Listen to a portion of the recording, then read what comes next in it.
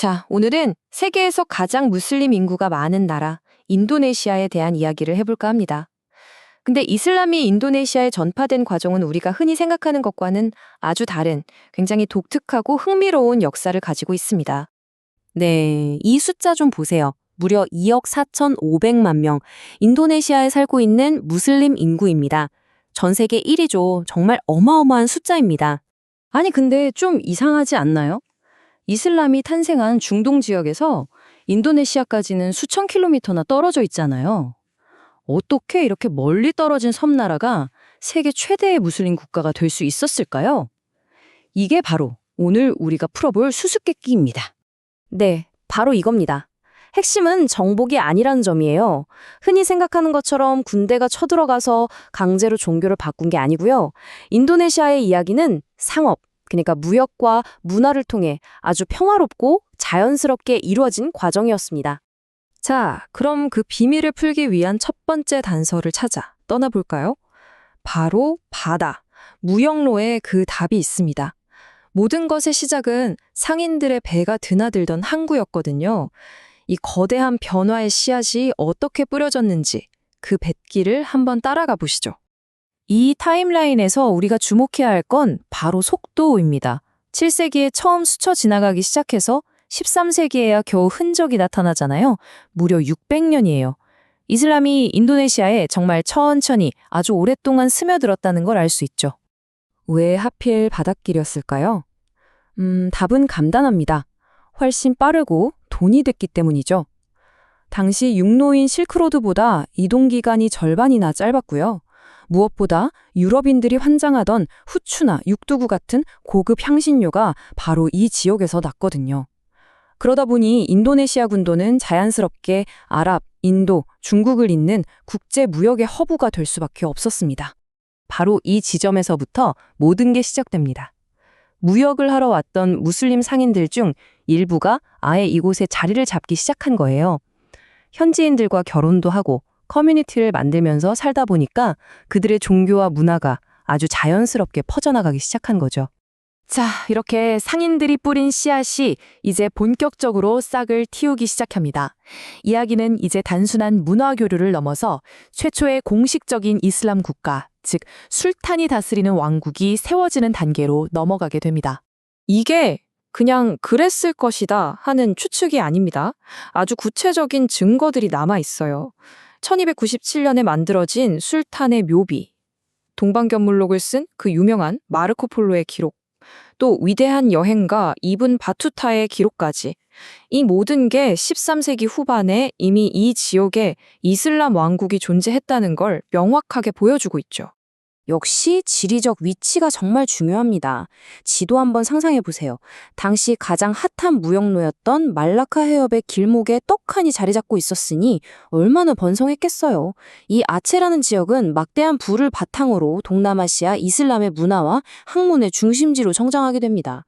자, 여기까지는 이슬람이 어떻게 인도네시아에 들어왔는지에 대한 이야기였습니다. 이제부터가 진짜 중요한 질문인데요. 도대체 왜 인도네시아 사람들은 이 낯선 종교를 자발적으로 받아들였을까요? 이 표를 보시면 인도네시아의 사례가 얼마나 특별한지 한눈에 보입니다. 왼쪽과 오른쪽 정말 극명한 차이가 있죠. 한쪽은 정복, 강요, 대체. 다른 한쪽은 평화, 수용, 통합. 이건 완전히 다른 패러다임의 이야기입니다. 도대체 뭐가 달랐길래, 뭐가 그렇게 매력적이었길래 사람들이 마음을 열었을까요? 그 비밀의 열쇠가 바로 인도네시아에 전해진 이슬람의 독특한 형태에 있었습니다. 그 비밀은 바로 수피즘입니다. 아마 좀 생소하게 들리실 수도 있는데 쉽게 말해 이슬람의 신비주의적인, 좀 더 감성적인 버전이라고 생각하시면 돼요. 엄격한 율법보다는 신과의 개인적인 사랑, 내면의 영적인 체험을 훨씬 더 중요하게 생각하는 흐름이죠. 소피즘이 왜 그렇게 인도네시아 사람들의 마음을 사로잡았냐면요. 딱딱한 교리를 강요하는 대신 신과의 개인적인 교감을 강조했거든요. 그리고 가장 중요한 건 기존에 있던 힌두교나 불교 문화를 억누르거나 없애려고 하지 않았다는 겁니다. 오히려 현지 전통을 존중하고 이슬람과 자연스럽게 섞이도록 했어요. 이러니 사람들이 거부감 없이 받아들일 수 있었던 거죠. 자, 이제 이야기는 새로운 국면으로 접어듭니다. 바로 유럽 세력이 등장하면서부터인데요. 이 식민주의의 바람이 아주 예상치 못한 방식으로 인도네시아에서 이슬람의 역할을 완전히 바꿔놓게 됩니다. 식민지 시대의 이 사건들을 보세요. 특히 1869년에 수에즈 운하가 뚫린 게 정말 게임 체인저였습니다. 중동까지 가는 길이 엄청나게 짧아지면서 더 많은 인도네시아 무슬림들이 메카로 성지순례를 떠나고 중동의 새로운 이슬람 사상을 직접 접하게 된 거죠. 정말 역사의 아이러니죠. 억압하러 들어온 네덜란드 때문에, 그리고 증기선이나 인쇄술 같은 근대 기술 덕분에 뿔뿔이 흩어져 있던 인도네시아의 무슬림들이 우리는 하나라는 강력한 정체성을 갖게 된 겁니다. 이슬람이 단순한 종교를 넘어서서 식민 지배에 저항하는 민족적 구심점이 된 거죠. 바로 이 말이 당시 상황을 정확하게 보여줍니다. 이슬람이 단순히 개인의 믿음을 넘어서 우리 민족을 하나로 묶고 독립으로 이끌어줄 강력한 힘이 될 수 있겠구나 하고 모두가 깨닫기 시작한 겁니다. 자, 그럼 지금까지 따라온 이 길고 흥미로운 여정을 딱 3단계로 깔끔하게 정리해 보겠습니다. 이렇게 보면 전체 그림이 한눈에 쏙 들어올 겁니다. 인도네시아 이슬람의 역사는 이렇게 3단계로 요약할 수 있습니다. 첫째, 무역상을 통해 조용히 스며든 최초 접촉의 단계. 둘째, 수피즘이라는 매력적인 컨텐츠로 마음을 얻으며 퍼져나간 점진적 확산의 단계.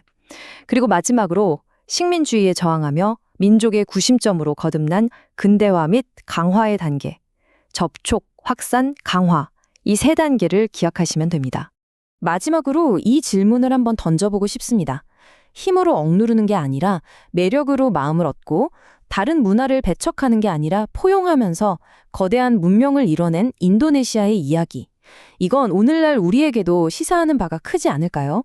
새로운 아이디어나 문화가 퍼져나가는 방식에 대해 다시 한번 생각하게 만드는 그런 이야기인 것 같습니다.